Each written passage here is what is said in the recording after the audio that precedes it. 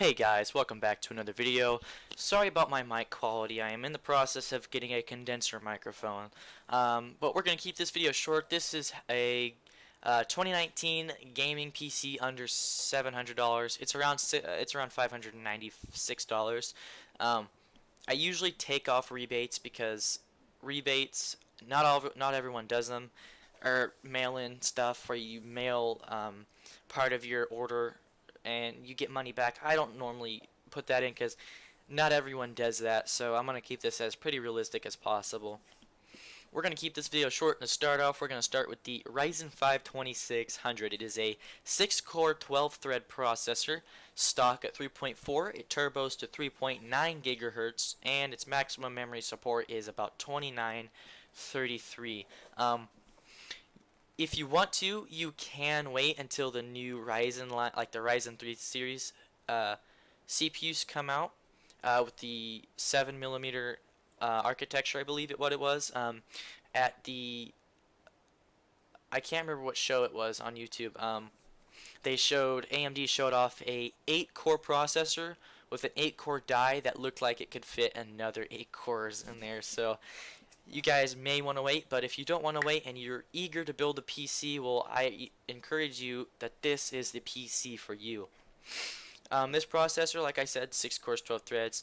Not a lot of games take advantage of this many cores, but once support comes for it, and game developers see that we have higher core count CPUs, and we could take advantage of that.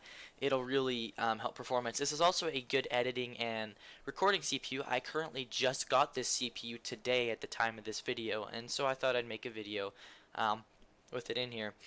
Next off, we're going to be going with, for our motherboard, we're going to have a B450 motherboard. It's just a cheaper motherboard. It's B450, so you can overclock with it. So if you decide you want to overclock your processor to maybe 4.0 or 4.3 gigahertz, you can do that. I'm sure planning on it, but we need a new power supply, so working on that. It's got kind of your standard features. It does have USB 3.0. It has 6 SATA, 6 GB. It's not SLI or Crossfire support, as it only has one PCIe 16 Express. Its memory, as you can see, it can hold DDR4 up to 3466. So our CPU can only handle 2933. So you can overclock your RAM to fit that requirements. Just a nice motherboard, I guess. I really haven't looked at it much, but it's got a few system fan headers. You get one system fan header right here. You have your front panel. You have USB 3.0, USB 2 USB 2.0 ports. Your audio, your HD audio.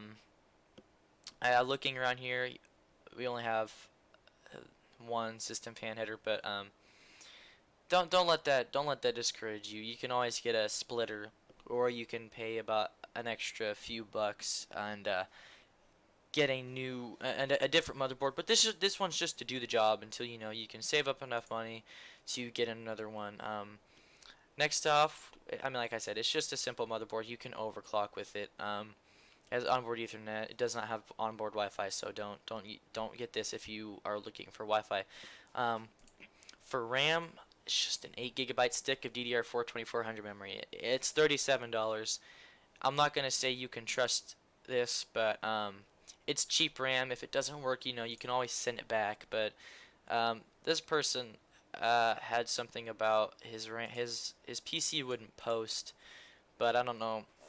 This guy has said he's got it to 3066 megahertz. So I mean, that's good. If you can get this RAM to even 2933, 2666, you'll be in the clear. That's just free performance boosts that not a lot of people take advantage of. Again, it's just one 8 GB stick of DDR4 2400. If you want to, you can save up a little extra. If you can save about $90, you can get 16 gigabytes of RAM, but that's $90. 8 gigabytes will get the job done until you want to save up for more RAM. Next off, we're going to go with our storage, and with our storage, we're going to go with a 240 gigabyte SSD by Kingston. Today, SSDs, you really want them in your PC. Hard drive, mechanical hard drives, they are very slow. It is 240 gigabytes, so I mean your operating system will take out about 10 gigabytes of that. If you increase your not partition, your I'm trying to figure out what it was called, your paging file. If you increase your paging file, that could help with performance with the limited amount of RAM we have. It's a 2.5 gigabyte or 2.5 inch drive. Our case actually that we're gonna get into does not have mounting solutions for 2.5 inch drives, so yeah, it'll just be kind of sit in the case, but it doesn't have any moving parts in it. As long as you're not transporting the case around a lot, you'll be okay. Um, Again, it's just a 240 gigabyte hard drive, sorry, SSD, and I mean, Kingston's a good brand. And that's about it for this. Next on for our graphics card, we're gonna go with the Sapphire Radeon RX 580. It's 8 gigabyte variant. Now I have a MSI Armor 8 edition RX 580, and I have the Ryzen 5 2600. I can do some benchmarks for you guys to kind of show what this PC could do. I do have 16 gigabytes of RAM, so we'll take the performance with a grain of salt compared to what this computer could be like. I didn't want to go with the cheaper Radeon, the Armor version, because the Armor version has sucky heat sinks. The fans on it are terrible. The heat sink is terrible. The fans spin up to like 100%, 80% of the time. So this one has a bit of a better cooler because it's by Sapphire. If you want to spend an extra $30, $40 and get your case cheaper, you can get the Sapphire Nitro, which has a much better cooler on it than this one does. I mean, it's got GDDR5 memory. It's 8 gigabytes of it, so I mean, you can max out game settings, but it's definitely gonna run you 60 to 100 FPS on high medium settings if you have your frames uncapped. It can definitely get there. It's core clock and boost clock, you can always overclock those. It's got a 225 watt TDP. Of course, it has fans. It's not a passive card. It does support Crossfire, and this length is enough to fit our case. It's not too big.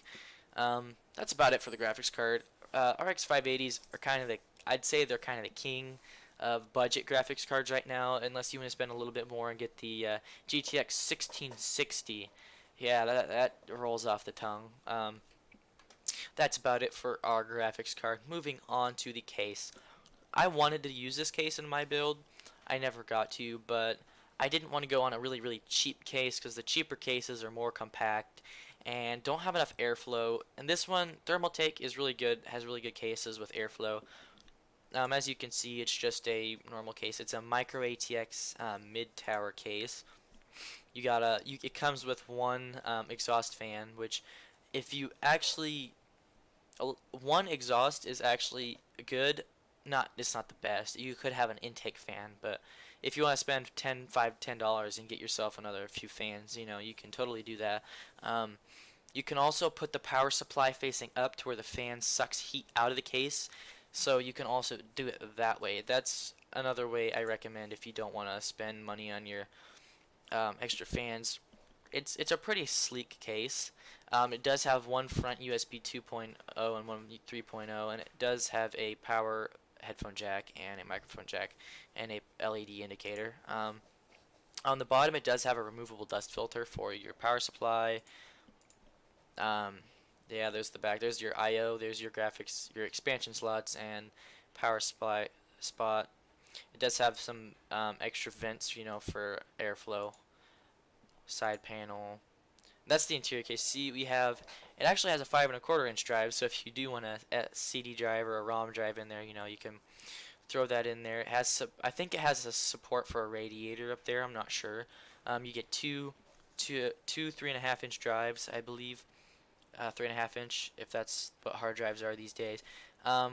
If you wanted to, you could get an adapter, a 3.5 inch drive adapter for your SSD, and you can use it that way. But it also looks like there are some holes on top. You could rig yourself a mounting solution out of zip ties if you wanted to. There's the front of the case. It has quite a bit of mesh in it, so you could get some airflow. You could probably mount a small radiator on the front there if you wanted to. I think these cages are removable, so you could definitely do that. It's got enough space for our graphics card. I don't know what the distance is between that, but you know. And it's not bad with cable management. With these cheaper cases, you're not going to have a lot of cable management, but you do have these spots where you can zip tie cables to, run them down along there, or you could do what they did and put your 8-pin CPU connector in there. It does look like they have an 80 plus bronze, or is that 80 plus gold? I don't know. They're also using cable extensions, so I mean, you have enough for cable extensions. That'll be it with our case, you know. Thermaltake versus H15 micro ATX case. It is $35. Moving on, our last part, most important part, one of the most important parts is our power supply. I just decided to go with a 600 watt power supply since the CPU or system so far I think said it takes up 305 watts, but that's without overclocking and without anything such as RAM and stuff installed. Well, that is with RAM. But, you know, 600 watt power supply gives you a lot of headroom to overclock your graphics card and CPU and RAM, so that's why I went with it. In my system right now, I have a 500 watt power supply, and it is just not doing it. So I went on Amazon, and I ordered a 650 watt power supply from Corsair. So that's coming tomorrow, and I'll have a new power supply. I can update overclock my CPU and GPU. It is just a simple power supply. I trust EVGA, so a cheaper power supply from them I would trust more than from like Roseville or something like that. The power supplies, you can get a 650 watt power supply from Roseville from $45. I don't trust that price at all. Yeah, that's it. That's about it. It's got these ugly red and white, and not white, or red and yellow cables. I mean, you're not gonna see it, so out of sight, out of mind, right? That'll be it for our power supply. And just to go over, here's our total system build: Ryzen 5 2600, B450 Pro, M2 by MSI, 8GB stick of RAM. If you want, you can go a little bit more expensive. We have about $4. You can get a $43 stick of RAM, I think. But we just went with some cheap RAM. A Kingston A400 240GB SSD, a RX 580 8GB Thermaltake Versa H15, and finally the EVGA 600 watt. With this build, you'll be pushing most games 60 FPS. If your monitor is capped to 60 FPS, I doubt you'll rarely go under it. Keep your settings high to medium, or you could do a mix of high and ultra settings, honestly, and get away with it. My old processor was enough with the RX 580 8GB to push most games at high settings 60 FPS. So I mean, that's got you going there. Well, we're gonna end the video right here, guys. Sorry for that little gibberish. We're gonna end the video here, and thank you guys for tuning in. I'm sorry about the audio quality again. If you guys want to, please hit the like button, subscribe to my channel. I will be trying to post more videos. I have a couple more video ideas I'm getting the Division 2 soon, hopefully, so I will be doing the Division 2 videos on that with my new processor. Will be a breeze editing and stuff with those. And again, thank you for tuning in. Don't forget to press that notification icon next to the subscribe button so you guys will know when my videos come out. And I will see you guys in the next video. Peace.